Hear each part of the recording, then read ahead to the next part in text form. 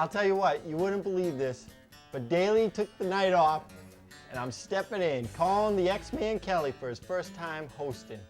And I don't even know where to begin, so I'm going to give a shout out to my boys and ask, what do I do? You're from what movie are we doing? Education, baby. An education.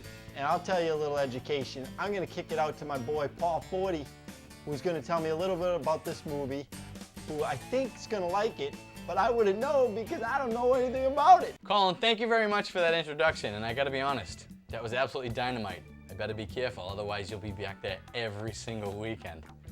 And honestly, everybody, this is a movie that Matty W. Kelly will never see in his whole entire life.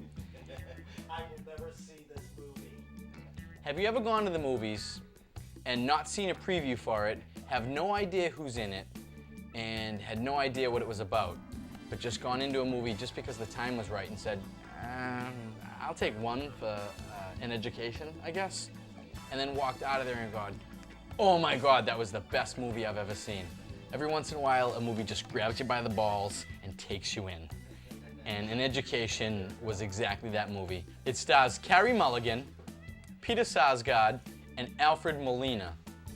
It's post-war, pre-Beatles London suburb where a bright young girl struggling to go through a Catholic school really has to decide whether or not she wants a life of excitement brought on to her by her lover, Peter Sarsgaard, or if she wants to head off to Oxford and just chase after the boring dream of an education. Honestly, I could waste your time with about a minute and a half worth of subscript here, but I'm not going to waste your time and tell you what a great movie this was. All I really want you to do is get out there. Run, don't walk. Get yourself out there and see the movie An Education.